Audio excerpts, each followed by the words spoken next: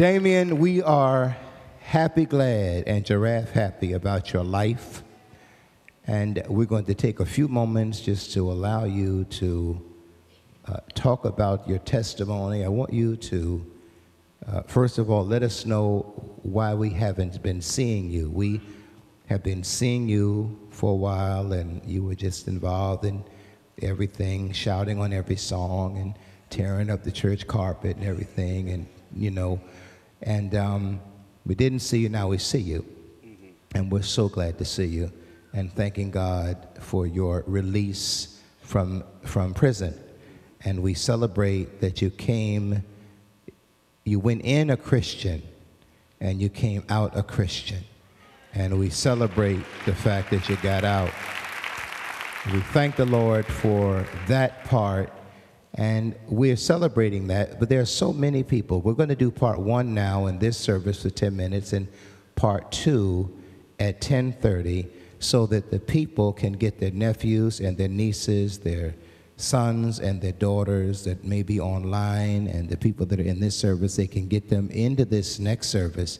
You'll be up on the second floor after this service to shake hands and give people some information and where they can reach you and talk with you. But give us your name, and is your wife with you this morning? Is she? No, actually, she had to go to Ohio to visit her mother and father. Okay. All right. And that was a trip that was previously planned before we had arranged this. Okay. And your name is? My name is Damien Stewart. All right. Damien, welcome. Thank you. I want to ask a question. I want you to back into this any way you want to back in. Know that we have 7 minutes here. I want you to back into this question. What is it, from your perspective of having been raised with a church mother, I do believe, a woman in the church. Absolutely. Grandmama was in the church. Absolutely.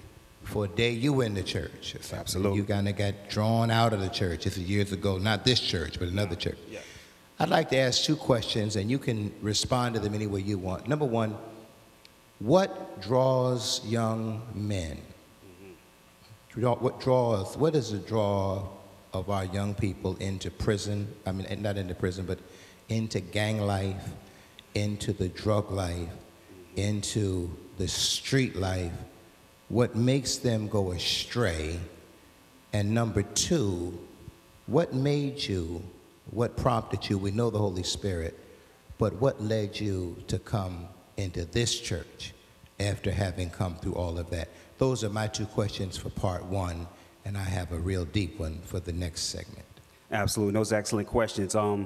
Basically, what draws myself, what drew myself, and what draws the youth to the street life, to the gangs, is basically identity. It's fitting in. And what the gang offers, what they offer is an identity for them. They give them a name. They give them a position.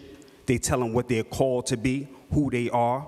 And there are a lot of different factors that go on to make a person believe this, to go into this false and this fake identity.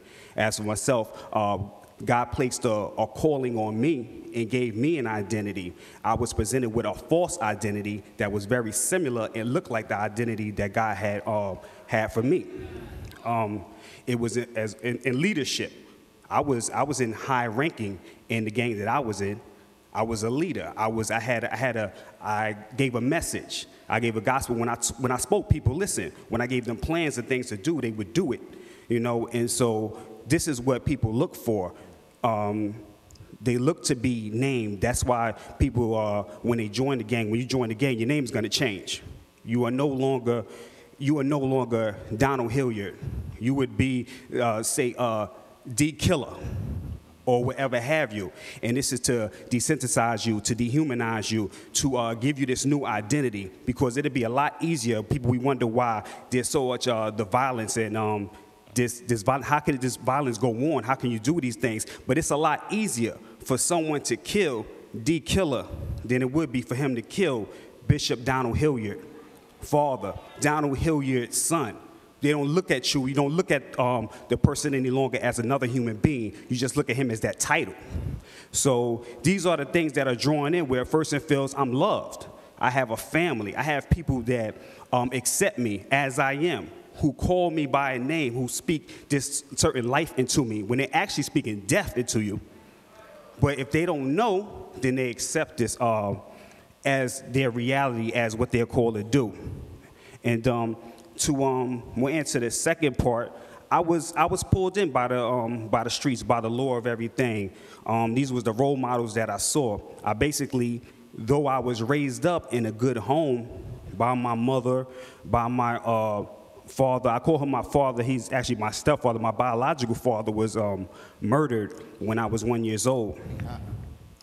And behind this kind of life? Yes, behind this type of life. And my stepfather stepped in when I was around 6 years old, when my mother remarried, and a good man, and they tried to raise me right, and they did raise me right, and kept me in church, and they tried to instill things in me. You don't look at, a lot of times, you don't look at your mother and father as knowing anything, you know? And you start to tend to the people that surround you inside, out in the streets, you look at them as your role models. So I basically wanted to be a drug dealer before I even knew what drugs were. Just from what I'm seeing in my neighborhood, these are the guys that are being idolized. These are the ones that all the females seem to love. Everyone is giving all their admiration and respect to. I like him. I want to be like him. And you tend to do anything that you can to be like this person, to be down with this person, and receive acceptance from this person, because these are, you see as your reality role models. And now we know that we one thing I know about you is that you can talk. And so we are going to have a night with you, just, you know, because I want people to come back and just be able to, you know, we don't celebrate your prison time. You know that. We don't celebrate it. We don't celebrate your crime. We celebrate the fact, though, that you didn't die. We celebrate that God is a God of a second chance, that God gave you another chance to get this thing right. Give me, in about 3 minutes, what happened and how did you end up here and meeting us and all that kind of stuff. Okay.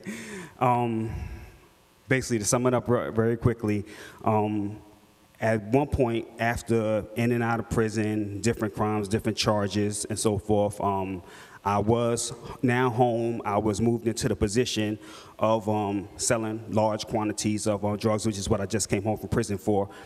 And I was pursuing that God of money that I was praising. I was pursuing that joy, that happiness, trying to fulfill everything that I want, that I felt would make me happy. After living many years of that, I began to feel very depressed. I couldn't understand why I was feeling so depressed, why I was feeling so down. So only thing I could do, cover it up, was to buy more things. I would just try to just go as hard into this as I possibly could to shake this depression off. What brought me into Christ, I was in Atlanta for some time, and it was a street missionary, and he was out on the streets. And I appear very approachable now, but during this time and when I was with the people that I used to run with, we weren't considered approachable. You know, we weren't people that we just come to, hey guys, how you doing, you know? So he approached us, and that first shocked me because I wasn't used to people approaching us. You know, people were looking at us, kind of like move out the way. So he approached us. And as he approached us, he began speaking to us about Christ. And to the fact that I've been raised up in the church, though all the things that I did, there's always something, when someone come to talk to me about the Lord, I just stop and listen. I always stop. It was that thing was just in me. And so I would stop and listen. And so he said, I see you. I had a lot of jewelry on. And he said, your jewelry looks very nice, but what's going on the inside? And so when it hit me, and I just began talking to this man, not even knowing him, I was like, well, my inside is bad. I'm like, I'm down. I just felt this need to go out to him, and he received it, what I was saying. And he began to talk to me about Christ, about on my spirit, man, and that the things that I'm obtaining will not help me. He told me, well, when I get back to Jersey, he said, you make sure you find a good church to go to, and I just want to pray for you. And he did so, and I allowed him to. During the meantime, my friends at the time, they standing there like, what are you doing? Like, let's go. Come on, let's go. And so I left. When I came back to Jersey, I thought about it, but I had nixed it off. And one day when I was at a gym in my neighborhood, it was a brother who's a member of this church named Michael Soames. he was at the gym, and at the time I had just purchased a brand new car. And so when he came inside, it's a small gym and the parking lot is right there. When he came inside, he was like, wow, whose car is that out there? That's nice. And I was like, that's mine. He said, I like that. That's nice. I said, yeah, but it's just a car. He said, yeah, you absolutely right. It sounds like your spirit man isn't being fed. What you doing for yourself on the inside? So I was like, wow, thrown back that he said the exactly same thing that this brother just said to me. So I began pouring into him like, yeah, man, I felt sad, I felt down, I don't know what's going on. So he began to talk to me and share with me some things and help me with that. And then he invited me to his church. And he said, he gave me the address. And I want to say one thing that's very important is that when he said this, at this time, I had seen this man numerous times before, inside the gym, outside of the gym, but he never came to me in scriptures, never came to me about Christ. He just was himself. But at that time, when he invited me to his church, the first thing I thought about was the things that he used to do.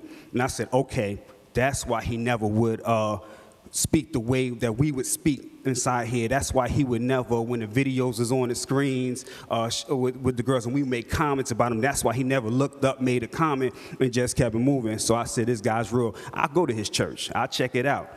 And so I took the information down, and when that day, I never planned to come, but I did take the information down. I said I would come, but I didn't actually make a plan to come. And one Sunday, I figured out I wouldn't ever come because usually after partying so hard Saturday night, I used to sleep till about 1 o'clock on Sundays. But this one Sunday, I couldn't sleep. I just woke up, and I was wide awake, and I tried to go back to sleep. I couldn't sleep. And so I was like, why can't I sleep? Like, what's wrong? I just went to bed like 4 o'clock in the morning. Like, why can't I sleep? Why don't I have a hangover or anything? And I was just pulled to go. So I just thought about it. I thought about what he said, and I said, I'm going to go. So I went, got the address, put it in navigation, followed, came over here, and the whole time I was feeling very emotional. And by the time the end of the service was over and the call to altar was called, I was down here on my knees crying and, begging God to come into my life.